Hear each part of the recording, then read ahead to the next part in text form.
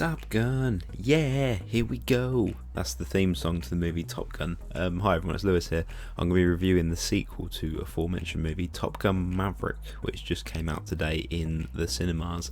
But before I start, thanks to everyone who looked at my RR review. That's doing incredible numbers by my standards, so if you haven't watched that, feel free to check it out.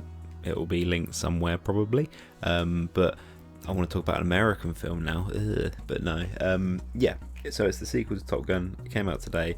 I saw it in the Imax and I had a pretty good time. I'm not a massive Top Gun guy, I'll say that now. I didn't see it until the 30th anniversary screening at a cinema in 2015. That was the first time I'd ever seen Top Gun, but you know, even if you haven't seen it, you know it because it's just one of them films that's in the culture and just in pop culture, and it's just embedded in it, and you just kind of all the references and stuff. But for whatever reason I just didn't see it to that late on in life. But it doesn't have that kind of nostalgia for me that has for a lot of people who watched it growing up. It just wasn't one of those things. But I like it. I think it's a good movie. I'm a big Tom Cruise fan, so any new movie with Tom Cruise in, especially something like this, I'm all over anyway. So I saw it and I liked it. It's in some ways well, I don't want to say it's kind of a remake of the first film because that's not fair, but it's very similar kind of layout kind of film, which is it's a sequel, of course it's going to be like that, but it's just kind of a modern version of like the original film in some ways. And again, let's say in a bad way, it's what you expect. So it's kind of following on from the original, and it's set obviously real time afterwards because the original came out 37 years ago, I think, which is crazy.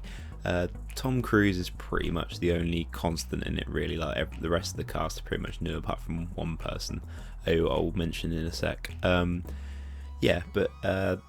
Basically, Maverick's doing his thing, and then he has to teach a whole new group of pilots. Well, they're all like really good pilots anyway. He has to teach them to go on this dangerous mission, it all unravels from there. The mission in question, I was thinking about how they're going to approach this. They do a really good job of not mentioning where the mission takes place or who the enemy actually is. And I feel like there's kind of an obvious enemy that you go for, but I think, the way things are these days, I think they probably did the right thing of avoiding mentioning that. People end up saying it's propaganda and stuff as well if you pick on any one kind of thing. It's they did a good job. Unless I missed it, I don't think they mentioned at all anything specific about the enemy as such. But it's not so much about that. That's kind of like the anchor, the plot device kind of thing that moves everything forward. And it's kind of about Maverick dealing with his past, the events of the first film and ongoing. One of the weird thing was that Jennifer Connelly is in it as the love interest, and she doesn't have that much to do in it, but it's all fine. And they just kind of just insert her, like she wasn't in the original film. They just went, here's this woman that was mentioned in the original film, I think, but just in passing, and here she is now. Which is fine, but it just felt a bit weird because they didn't get Kelly McGillis back from the first one. I don't think she was even asked to do it. I don't think she acts anymore anyway. I don't think she particularly had a good time after the first one, so I don't think she would have wanted to do it, but I don't know. I've never met her. The other thing was, I'm not gonna spoil anything, and this isn't a spoiler anyway because we know the score, but there was one scene that made me very, very emotional, and it's more because of the real life implications of it, because there's one actor, and I'm talking about, but I'm not going to say in case you don't, and they only have a very brief scene because of, again, their real life situation, and it just it was quite touching, but again more because of the real life situation. If you don't know what I'm talking about, look it up, you'll find out what I'm talking about. And it was that really got to me. It's an actor that I really like, and it's really sad to kind of see them now just because of their health, and that got me a bit.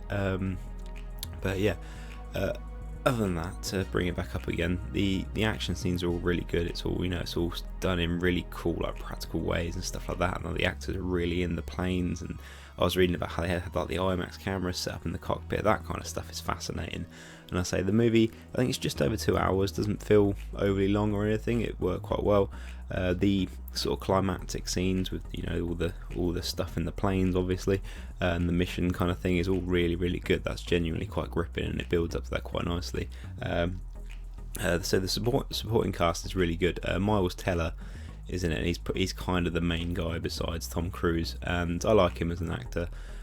John Hamm is in it as well, as kind of the Tom Cruise's kind of commanding officer who doesn't like him, which you kind of have to have one of those guys in these films, or these type of films, and he's really, really good. I really like John Hamm. I think even though, you know, he's a very prolific and well liked actor, but I think he's quite underrated. I don't think he gets mentioned enough, but he's very good in it. But yeah, I think if you like the first movie, or if you love the first movie, I think you'll be really happy with this. I think this is a pretty good follow-up, especially after a long wait of 37 years. That might be one of the longest waits between a first movie and a sequel. I don't know. I know Blade Runner was pretty long, but I think this is even longer. That is a ridiculous amount of time. I think if you're like me and you like the first one, but it's not, you know, it's not your whole deal, then I think you still enjoy it like I did. And I think, to be honest, you could probably even watch it without even having seen the first one and still pick up on it and enjoy it. I think it's kind of made that way, but it is definitely better if you have watched the first one. And if you think about going to see it, I'd definitely watch the first one again, because I think that will add to your experience of this film. And yeah, definitely see it in IMAX because it's really cool and it's loud, and I like that. So yeah, thanks.